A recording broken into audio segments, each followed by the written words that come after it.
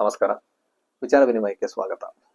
ಈ ವಿಡಿಯೋದಲ್ಲಿ ನಾವು 2006ರಲ್ಲಿ ಬಿಡುಗಡೆಯಾದಂತಹ ಆಫ್ ಸೈಡ್ ಎಂಬ ಇರಾನಿಯನ್ ಚಿತ್ರದ ಬಗ್ಗೆ ಕೆಲವೊಂದು ವಿಷಯಗಳನ್ನ ತಿಳ್ಕೊಳ್ಳೋಣ.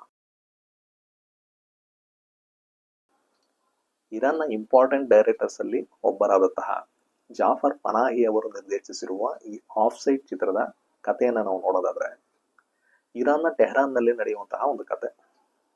ಅಲ್ಲಿ ಆ ಸಮಯದಲ್ಲಿ 2006ರ FIFA World Cup qualifier matches ನಡೀತಾ ಇರುತ್ತೆ. ಆ ಕತೆ ನಡೆಯುವ ದಿನದಂದು ಇರಾನ್ ಹಾಗೂ ಬಹ್ರೈನ್ ಈ ಎರಡು ತಂಡಗಳ ನಡುವೆ FIFA World Cup qualifier match Iran ಟೆಹರಾನ್ನಲ್ಲಿರುವಂತಹ ಆಜಾದಿ ಸ್ಟೇಡಿಯಂನಲ್ಲಿ ನಡೆಯೋದಾಗಿ ಇರುತ್ತೆ. ಈ ಒಂದು ಪಂದ್ಯವನ್ನು ನೋಡೋದಕ್ಕೆ ಆ ಸಿಟಿಯಲ್ಲಿರುವಂತಹ ಯುವಕರು ಪುರುಷರೆಲ್ಲ ಗುಂಪುಗಳಾಗಿ ವ್ಯಾನ್ಗಳಲ್ಲಿ ಬಸ್ಗಳಲ್ಲಿ ಸ್ಟೇಡಿಯಂ ಕಡೆ ಹೋಗ್ತಾ ಇರ್ತಾರೆ. ಅಲ್ಲಿ ಒಂದು ಹುಡುಗಿ, ಅವಳಿಗೆ ಈ ಪಂದ್ಯವನ್ನು ನೋಡ್ಬೇಕಂತ ಆಸೆ. ಆದ್ರೆ ಇರಾನ್ನ ಕಾನೂನಿನ ಪ್ರಕಾರ ಮಹಿಳೆಯರಿಗೆ ಸ್ಟೇಡಿಯಂನಲ್ಲಿ ಪ್ರವೇಶ ಇಲ್ಲ. ಯಾಕಂದ್ರೆ ಈ ರೀತಿ ದೊಡ್ಡ ದೊಡ್ಡ ಮ್ಯಾಚ್ಗಳು ನಡಿಬೇಕಾದ್ರೆ ಅಲ್ಲಿ ಫ್ಯಾನ್ಸ್ಗಳ ನಡುವೆ ಜಗಳ ಆಗುತ್ತೆ, ಒಬ್ಬರು ಬೈಕೊಳ್ತಾರೆ, ವೈಲೆನ್ಸ್ ಆಗ್ಬಹುದು ಅನ್ನೋ ಕಾರಣಕ್ಕೋಸ್ಕರ, ಮಹಿಳೆಯರಿಗೆ ತೊಂದರೆ ಆಗ್ಬಾರ್ದು ಅನ್ನೋ ಕಾರಣಕ್ಕೋಸ್ಕರ ಮಹಿಳೆಯರಿಗೆ ಸ್ಟೇಡಿಯಂಗಳಲ್ಲಿ ಪ್ರವೇಶ ಇರೋದಿಲ್ಲ. ಆದ್ರೆ ಈ ಹುಡುಗಿಗೆ ಈ ಮ್ಯಾಚ್ ನೋಡ್ಬೇಕಂತ ಆಸೆ. ಅದಕ್ಕಾಗಿ ಅವಳು ಏನ್ ಮಾಡ್ತಾಳಂದ್ರೆ, ಹುಡುಗನ ತರ ವೇಷ ಹಾಕೊಂಡು, ಅಂದ್ರೆ ಪ್ಯಾಂಟ್ ಶರ್ಟ್ ಹಾಕೊಂಡು, ಹ್ಯಾಟ್ ಹಾಕೊಂಡು, ಈ ಫೇಸ್ಗೆ ಆ ಇರಾನ್ನ ಫ್ಲಾಗ್ ನ ಚಿತ್ರ ಬರ್ಕೊಂಡು ಅವಳು ಈ ಹುಡುಗರು ಹೋಗ್ತಾ ಇರುವಂತಹ ಒಂದು ಬಸ್, ಅದರಲ್ಲಿ ಅವಳು ಕುತ್ಕೊಂಡಿರ್ತಾಳ. ಆ ಸಿಟಿಯಲ್ಲಿ ಈ ರೀತಿ ಹಲವಾರು ವಾಹನಗಳಲ್ಲಿ ಈ ಫುಟ್ಬಾಲ್ ಫ್ಯಾನ್ಸ್ ಎಲ್ಲ ಇರಾನ್ಗೆ ಜಯಘೋಷಗಳನ್ನ ಮಾಡ್ತಾ ಅವರು ಸ್ಟೇಡಿಯಂ ಕಡೆ ತುಂಬಾ ಉತ್ಸಾಹದಿಂದ ಹೋಗ್ತಾ ಇರ್ತಾರ. ಈ ಬಸ್ ನಲ್ಲಿ ಕುಳಿತಿರುವಂತಹ ಹುಡುಗನ ವೇಷ ಹಾಕಿರುವಂತಹ ಹುಡುಗಿ ಅವಳು ಒಂದ್ ಸೀಟಲ್ಲಿ ಸೈಲೆಂಟ್ ಆಗಿ ಕುತ್ಕೊಂಡಿರ್ತಾಳೆ. ಒಳಗೆ ಅವಳಿಗೆ ಟೆನ್ಷನ್.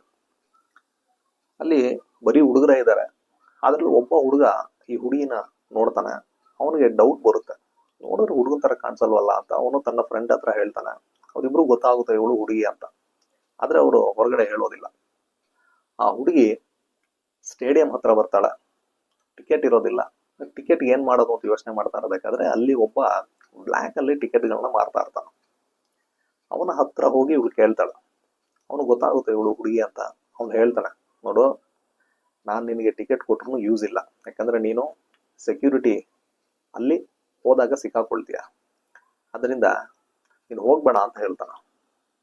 ಅವಳು, ಇಲ್ಲ ಪರವಾಗಿಲ್ಲ, ನಾನು ಹೇಗಾದ್ರೂ ಮಾಡಿ ಹೋಗ್ತೀನಿ, ದಯವಿಟ್ಟು ನನಗೆ ಟಿಕೆಟ್ ಕೊಡು ಅಂತ ಕೇಳ್ತಾಳ. ಅವನು ಒಂದು ಹೈ ಪ್ರೈಸ್ ನ ಹೇಳ್ತಾನೆ.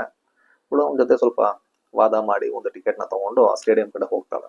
ನೋಡಿದ್ರೆ ಅಲ್ಲಿ ಬೇರೆ ಬೇರೆ ಲೈನ್ಗಳಲ್ಲಿ ಎಲ್ಲ ಸೆಕ್ಯೂರಿಟಿ ಚೆಕ್ ನ ಮಾಡ್ಕೊಂಡು ಒಳಗಡೆ ಹೋಗ್ತಾ ಇದ್ದಾರೆ. ಅಲ್ಲಿ ಅವಳ ಕಣ್ಣಿಗೆ ತನ್ನಂತೆಯೇ ಹುಡುಗನ ವೇಷ ಹಾಕೊಂಡು ಒಳಗಡೆ ಹೋಗ್ತಾರಂತ ಹುಡುಗಿನ ನೋಡ್ತಾಳ ಅವಳು. ಸರಿ, ನಾನು ಹೇಗಾದ್ರೂ ಮಾಡಿ ಒಳಗಡೆ ಹೊರಟೋಗ್ಬೇಕು ಅಂತ ಅವಳು ಆ ಕ್ಯೂನಲ್ಲಿ ಹೋಗ್ತಾ ಇರ್ತಾಳೆ. ಸೆಕ್ಯೂರಿಟಿ ಹತ್ರ ಬಂದಾಗ ಚೆಕ್ ಮಾಡ್ಬೇಕು ಅಂತ ಹೇಳಿದಾಗ ಇವಳು ಹಿಂಜರಿತಾಳ. ಏನೇನೋ ಮಾತಾಡಿ ಹಂಗೆ ಅವಳು ತಪ್ಪಿಸ್ಕೊಂಡು ಒಳಗಡೆ ಹೋಗ್ಬಿಡ್ತಾಳೆ. ಆ ಸ್ಟೇಡಿಯಂ ಒಳಗಡೆ ಏನೋ ಒಂದು ಸೋಲ್ಜರ್ಸ್ ಎಲ್ಲ ಇರ್ತಾಳ.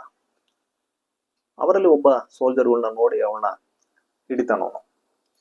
ಅವಳನ್ನ ಅರೆಸ್ಟ್ ಮಾಡಿ ಆ ಸ್ಟೇಡಿಯಂನ ರೂಫ್ ಅಲ್ಲಿ ಒಂದು ಟೆಂಪ್ರರಿ ಹೋಲ್ಡಿಂಗ್ ಪೆನ್ ನ ಮಾಡಿರ್ತಾರೆ. ಹೋಲ್ಡಿಂಗ್ ಪೆನ್ ಅಂದ್ರೆ ಒಂದು ಎನ್ಕ್ಲೋಜರ್, ಅಂದ್ರೆ ಒಂದು ಬೇಲಿ ತರ. ಅಲ್ಲಿ ಈ ಹುಡುಗಿನ ಇದೇ ತರ ಇನ್ನು ಕೆಲವು ಹುಡುಗಿಯರು ಆಗ್ಲೇ ಅರೆಸ್ಟ್ ಆಗಿರ್ತಾರೆ. ಅವ್ರನ್ನೆಲ್ಲ ಅಲ್ಲಿ ಇಟ್ಟಿರ್ತಾರ. ಅವ್ರನ್ನ ನೋಡ್ಕೊಳ್ಳೋದಕ್ಕೆ ಒಂದ್ 2-3 ಸೋಲ್ಜರ್ಸ್ ಇರ್ತಾರ ಅಲ್ಲಿ. ಈ ಸೋಲ್ಜರ್ಸ್ ಅಲ್ಲಿ ನ್ಯಾಷನಲ್ ಸರ್ವಿಸ್ ಮಾಡ್ತಾ ಇರ್ತಾರ. ಅಂದ್ರೆ ಕಡ್ಡಾಯವಾಗಿ ಮಿಲಿಟರಿ ಸೇವೆಯನ್ನ ಮಾಡಬೇಕು ಕೆಲವು ವರ್ಷಗಳು. ಆ ರೀತಿಯ ಒಂದು ಸರ್ವಿಸ್ ಅಲ್ಲಿ ಅವರು ಇರ್ತಾರ.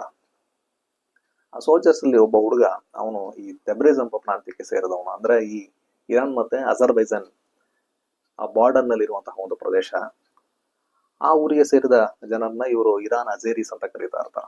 ಅಂತಹ ಒಬ್ಬ ಹುಡುಗ ಅವನು ಇಲ್ಲಿ ಈ ಮಿಲಿಟರಿ ಸೇವೆಯನ್ನ ಮಾಡ್ತಾ ಇರ್ತಾನೆ. ಅವನಿಗೆ ಇಷ್ಟ ಇರೋದಿಲ್ಲ, ಅವನಿಗೆ ತನ್ನ ಫಾರ್ಮ್ಗೆ ಹೋಗ್ಬೇಕನ್ನೋ ಆಸೆ. ಈ ಸೋಲ್ಜರ್ಸ್ ಗಳಿಗೆ ಈ ಮ್ಯಾಚ್ ಬಗ್ಗೆ ಆಗ್ಲಿ ಅಥವಾ ಈ ಹುಡುಗಿರಿಗೆ ಬ್ಯಾನ್ ಇರೋ ವಿಷಯ ಆಗ್ಲಿ, ಇದು ಯಾವ್ದು ಬಗ್ಗೆನೂ ಇಂಟ್ರೆಸ್ಟ್ ಇಲ್ಲ. ಅವರು ಒಂದು ಕಂಪಲ್ಸರಿ ಮಿಲಿಟರಿ ಸರ್ವಿಸ್ ನ ಮಾಡ್ಬೇಕು ಅನ್ನೋ ಕಾರಣಕ್ಕೋಸ್ಕರ ಅಲ್ಲಿದ್ದಾರೆ. ಅವ್ರಿಗೆ ತುಂಬಾ ಬೋರ್ ಆಗ್ತಾ ಇರುತ್ತೆ. ಈ ಹುಡುಗಿರಲ್ಲಿ ಇದ್ದಾರೆ, ಅವ್ರಿಗೆ ಮ್ಯಾಚ್ ನ ನೋಡಕ್ ಆಗ್ತಾ ಇಲ್ಲ ಅಂತ ತುಂಬಾ ಫ್ರಸ್ಟ್ರೇಷನ್. ಯಾಕಂದ್ರೆ ಅವರು ಇರುವಂತಹ ಹೋಲ್ಡಿಂಗ್ ಪೆನ್ ಏನಿದೆ ಅದರ ಪಕ್ಕದಲ್ಲೇ ಆ ಸ್ಟೇಡಿಯಂ ಕಾಣುವ ಹಾಗೆ ಒಂದು ವಿಂಡೋ ತರ, ಒಂದು ಬಾರ್ ತರ ಇರುತ್ತೆ. ಅದರ ಮೂಲಕ ನೋಡಿದ್ರೆ ಆ ಫೀಲ್ಡ್ ಕಾಣ್ತಾ ಇರುತ್ತೆ. ಈ ಸೋಲ್ಜರ್ಸ್ ಎಲ್ಲ ಆಗಾಗ ಹೋಗಿ ಅಲ್ಲಿ ಆ ಮ್ಯಾಚ್ ನ ಗ್ಲಿಮ್ಸ್ ನ ನೋಡ್ತಾ ಇರ್ತಾರೆ ಅವರು. ಈ ಹುಡುಗಿರು ಇಲ್ಲಿ ಅರೆಸ್ಟ್ ಆಗಿ ಕೂತಿದ್ದಾರೆ, ಇನ್ನು ಕೆಲವರು ಹುಡುಗಿರೆಲ್ಲ ಅರೆಸ್ಟ್ ಆಗಿ ಅಲ್ಲಿ ಬರ್ತಾರ. ಆ ರೀತಿ ಒಂದು 6 ಜನ ಹುಡುಗಿರು ಅಲ್ಲಿ ಇರ್ತಾರ. ಈ ಹುಡುಗಿಯರು ಮತ್ತೆ ಈ ಸೋಲ್ಜರ್ಸ್ ನಡುವೆ ಒಂದು ಮಾತುಕತೆ ನಡೀತಾ ಇರುತ್ತೆ. ಅವರು ಕೇಳ್ಕೊಳ್ತಾ ಇರ್ತಾರೆ, ನಮ್ಮನ್ನ ಬಿಡಿ, ನಾವು ನೋಡ್ತೀವಿ ಮ್ಯಾಚ್, ಇಷ್ಟು ದೂರ ಬಂದಿದೀವಿ ಪ್ಲೀಸ್ ಅಂತೆಲ್ಲ ಕೇಳ್ತಾ ಇರ್ತಾರೆ. ಅವರು ಆಗೋದಿಲ್ಲ ಅಂತ ಸೋಲ್ಜರ್ಸ್ ಹೇಳ್ತಾ ಇರ್ತಾರೆ. ಹೀಗೆ ಅವರ ನಡುವೆ ಒಂದು ವಾದ ವಿವಾದ ನಡೀತಾ ಇರುತ್ತೆ. ಹಾಗಾಗಿ ಈ ಸೋಲ್ಜರ್ಸ್ ಹೋಗಿ ಆ ಬಾರ್ನ ಮೂಲಕ ಮ್ಯಾಚ್ ನ ನೋಡಿ ಕೆಲವೊಂದು ಅಪ್ಡೇಟ್ಸ್ನೆಲ್ಲ ಈ ಹುಡುಗಿಯರಿಗೆ ಹೇಳ್ತಾ ಇರ್ತಾರ.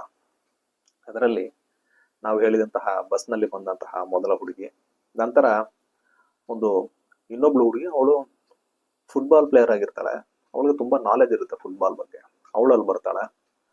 ಇನ್ನೊಬ್ಳು ಹುಡುಗಿ ಸ್ಮೋಕ್ ಮಾಡ್ತಾ ಇರ್ತಾಳ, ಅವಳು ಸಹ ಅಲ್ಲಿ ಬರ್ತಾಳೆ.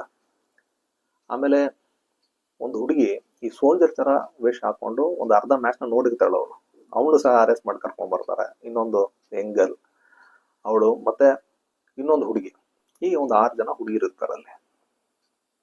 ಆಗ ಏನಾಗುತ್ತಂದ್ರೆ, ಇದರಲ್ಲಿ ಆ ಫುಟ್ಬಾಲ್ ಗರ್ಲ್ ಅವಳು ಅರ್ಜೆಂಟ್ ಆಗಿ ಟಾಯ್ಲೆಟ್ಗೆ ಹೋಗ್ಬೇಕು ಅಂತ ಹೇಳ್ತಾಳ. ಈ ಸೋಲ್ಜರ್ಸ್ ಹೇಳ್ತಾರ, ಅಲ್ಲ ನೀನು ಇಲ್ಲಿ ಬಂದಿರೋದೇ ತಪ್ಪು, ಇಲ್ಲಿ ಲೇಡೀಸ್ ಟಾಯ್ಲೆಟ್ ಇಲ್ಲ, ಈಗ ಏನ್ ಮಾಡೋದು, ನೀನು ಹೋಗ್ಬೇಕಂದ್ರೆ ನಾವ್ ಏನ್ ಮಾಡೋದು ಅಂತ ಕೇಳ್ತಾನ. ಅವನು ಇಲ್ಲ, ನಾನು ಹೋಗ್ಲೇಬೇಕು ಅಂತ ಅವಳು ಹೇಳ್ತಾಳ.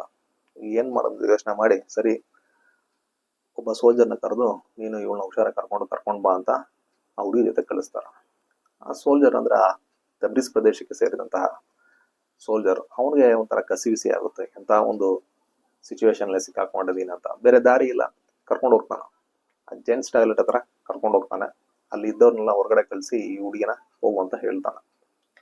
ಅವಳು ಹೋದ್ಮೇಲೆ ಹೊರಗಡೆಯಿಂದ ಇನ್ನೂ ಕೆಲವು ಜೆಂಟ್ಸ್ ಅಲ್ಲಿ ಬರ್ತಾರ. ಆದ್ರೆ ಇವನು ಅವ್ರನ್ನ ತಡೆದು ನಿಲ್ಲಿಸ್ತಾನೆ. ಅವರ ನಡುವೆ ಒಂದು ವಾದ ವಿವಾದ ನಡೀತಾ ಇರುತ್ತೆ. ಈ ಹುಡುಗಿ ಇದನ್ನ ನೋಡಿ ಅಲ್ಲಿಂದ ಎಸ್ಕೇಪ್ ಆಗಿ ಅವಳು ಮ್ಯಾಚ್ ನೋಡೋದಕ್ಕಂತ ಸ್ಟೇಡಿಯಂ ಒಳಗೆ ಹೊರಟೋಗ್ತಾಳ. ಬಂದು ನೋಡ್ತಾನೆ, ಹುಡುಗಿ ಇಲ್ಲ. ಅವನಿಗೆ ಗಾಬರಿ ಆಗುತ್ತೆ, ಎಲ್ಲೋದ್ಲು ಅಂತ. ಅವ್ನು ಎಲ್ಲಾ ಕಡೆ ಹುಡುಕ್ತಾನೆ, ಸ್ಟೇಡಿಯಂ ಒಳಗೆ ಹೋಗಿ ನೋಡ್ತಾನೆ, ಹುಡುಗಿ ಇಲ್ಲ.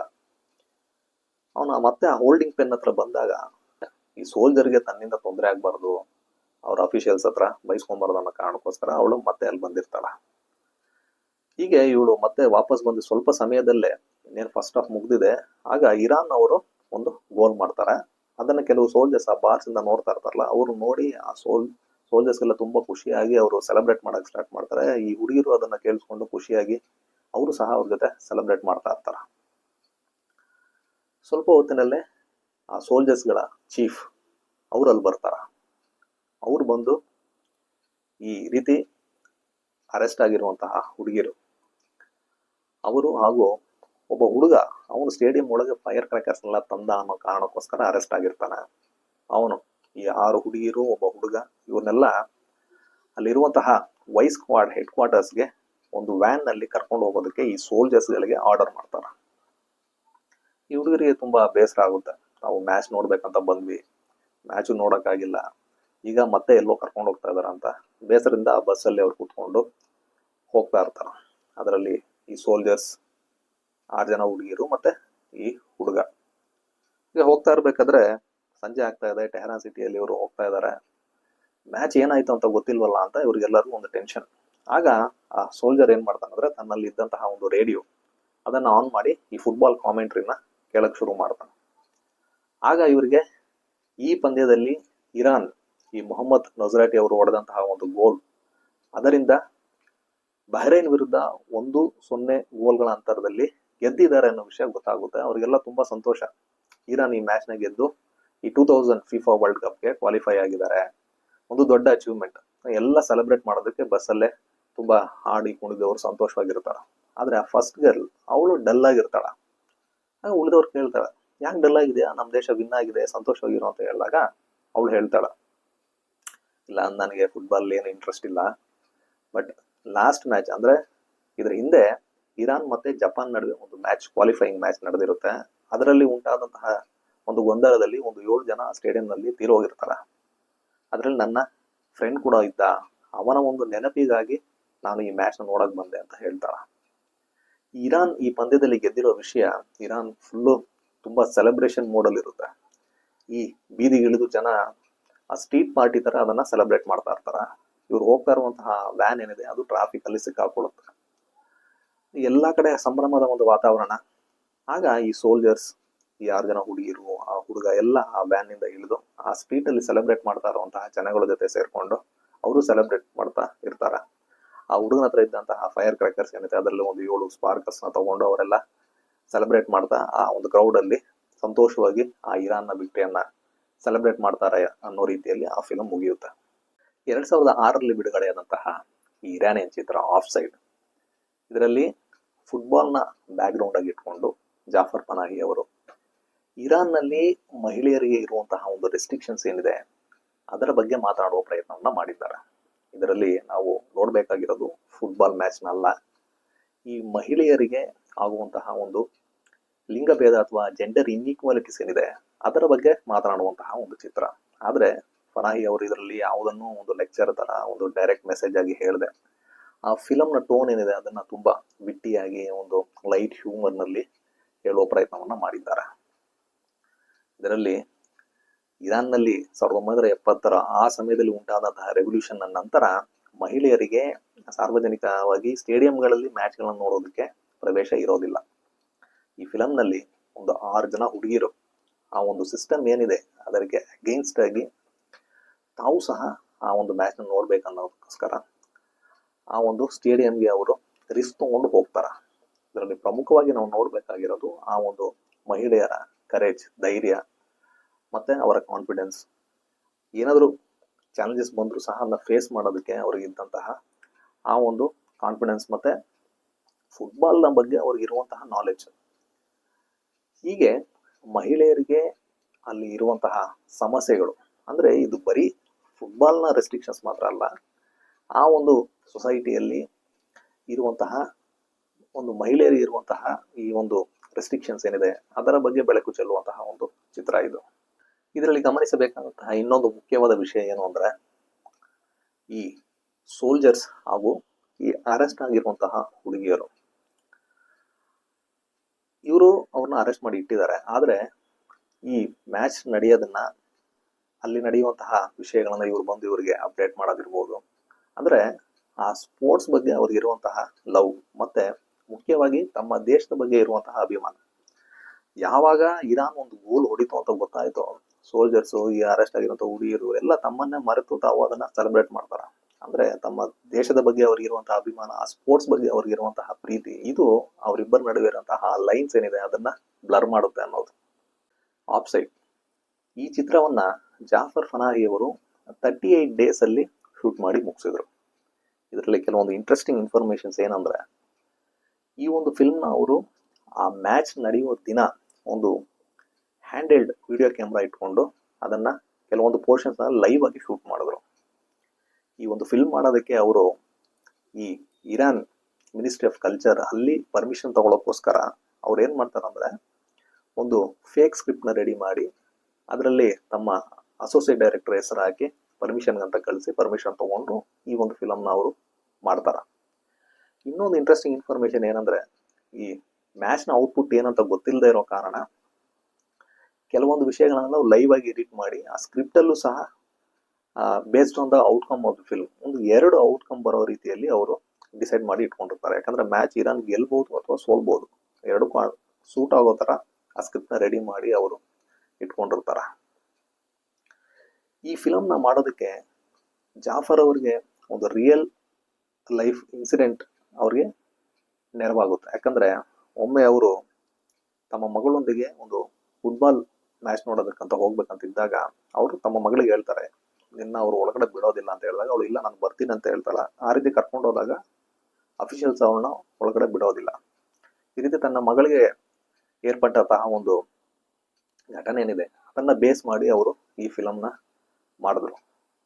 ಈ ಆಫ್ಸೆಟ್ ಫಿಲ್ಮ್ನ ಲೆಂತ್ ಏನಿದೆ ಅದು ಸುಮಾರು 1.5 ಗಂಟೆಗಳು, ಅಂದ್ರೆ ನಿಯರ್ಲಿ 90 ಮಿನಿಟ್ಸ್, ಸ್ವಲ್ಪ ಹೆಚ್ಚಿರ್ಬೋದು ಅಷ್ಟಿದೆ.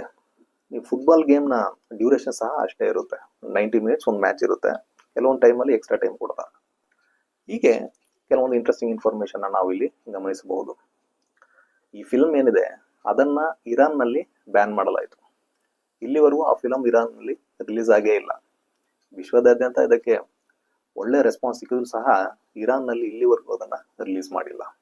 ಇದು ಇರಾನಿಯನ್ ಚಿತ್ರವಾದಂತಹ ಆಫ್ ಸೈಡ್ ಬಗ್ಗೆ ಒಂದು ಸಣ್ಣ ಮಾಹಿತಿ. ನಿಮ್ಗೆ ಯಾವಾಗಾದ್ರೂ ಸಮಯ ಸಿಕ್ಕಿದ್ರೆ ಅಥವಾ ಅವಕಾಶ ಸಿಕ್ಕಿದ್ರೆ ಈ ಮೂವಿನ ನೀವು ನೋಡಿ ಅಂತ ಹೇಳ್ತಾ ನಮ್ಮ ಮುಂದಿನ ವಿಡಿಯೋಗಳಲ್ಲಿ ಇನ್ನೂ ಹಲವಾರು ವಿಷಯಗಳ ಬಗ್ಗೆ ಮಾತಾಡೋಣ. ಅಲ್ಲಿವರೆಗೂ